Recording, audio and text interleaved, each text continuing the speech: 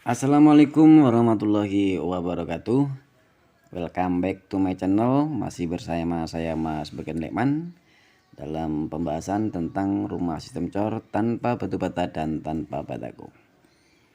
Oke, dalam perjumpaan kali ini saya akan memperlihatkan atau mereview hasil kerja pembuatan rumah sakit, yaitu yang ada di Provinsi Lampung, tepatnya di Kecamatan Simpang Matang atau di Simpang Pematang Mesuji, Kabupaten Mesuji, Lampung. Itu di Rumah Sakit Puri Husada Tama, ya, di Rumah Sakit Umum Puri Husada Tama.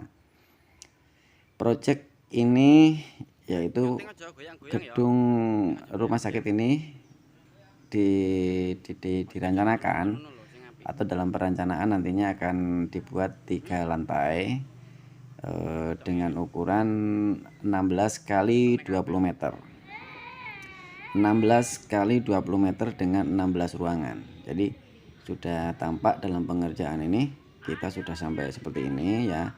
Rata-rata dinding sudah hampir nol, rata-ratanya dinding sudah sampai nol. Ini dikerjakan hampir 2 bulan setengah atau hampir 3 bulan ini, dengan rata-rata pekerja setiap harinya kurang lebih nggak pasti ya, kadang 4 orang, kadang 5 orang, ada 7. Hanya pas waktu kita lagi buang tanah itu sekitar hampir 10 hari kita menggunakan kita mempekerjakan 15 orang. Jadi untuk 7 orang membuang tanah dan 7 orang tetap melakukan atau berjalan tetap dalam proses pembangunan ini.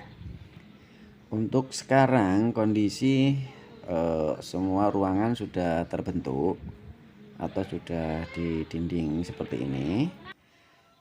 Jadi kita tinggal nanti setelah dinding ini semua rata nol, nanti kita lakukan pengestrupan dan pengedakan.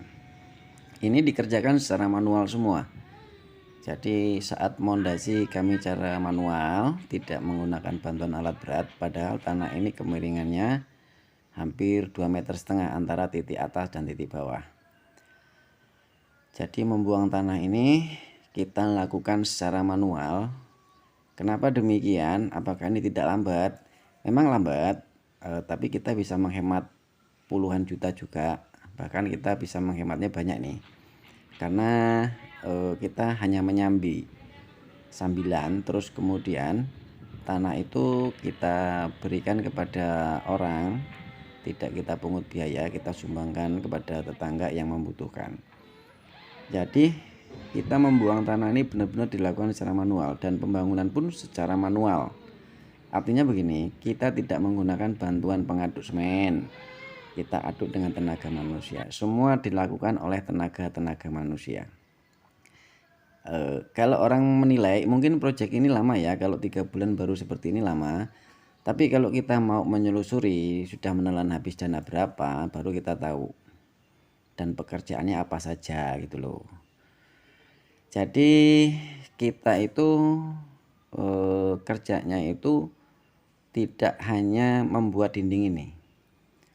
Jadi kita itu juga memikirkan kenyamanan lingkungan. Karena kita kerja di dekat rumah sakit, maka kita tidak menggunakan alat bantu pengaduk yang berisik. Yang akhirnya ketika kita tidak menggunakan molen, kita mengaduk secara manual, kita akhirnya mengurangi tenaga kerja. Kenapa? Karena kalau di cara manual terus tenaga kerjanya diperbanyak, otomatis kita akan kerepotan atau kebanyakan dalam pembayaran pekerjanya.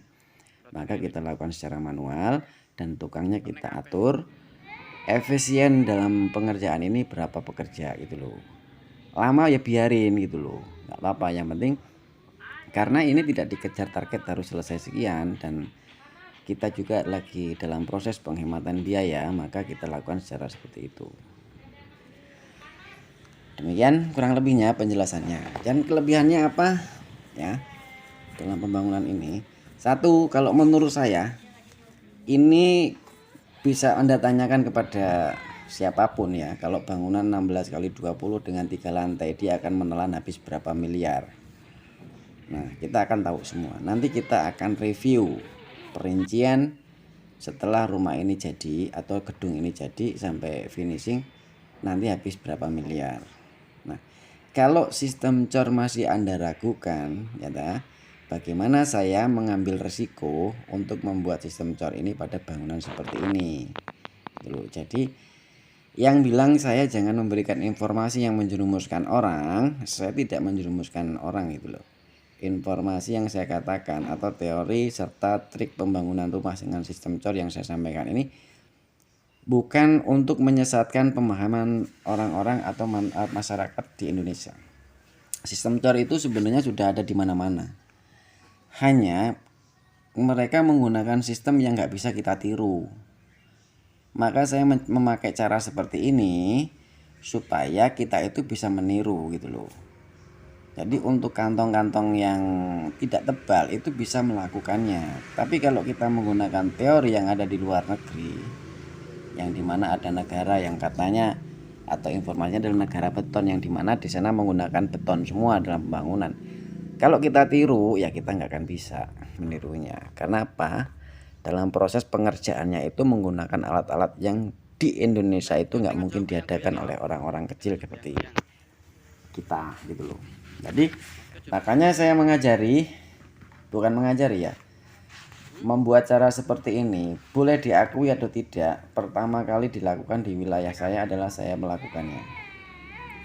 Saya lakukan ini penuh dengan tantangan karena tidak ada satupun orang yang mendukung. Tapi sekarang alhamdulillah, setelah kita membuat rumah satu selesai, kemudian merembet kemana-mana, banyak diikutin orang, ya sekarang akan tahu kelebihannya apa dan kemenangannya apa ketika membangun rumah dengan sistem COR dibandingkan dengan sistem yang lain begitu.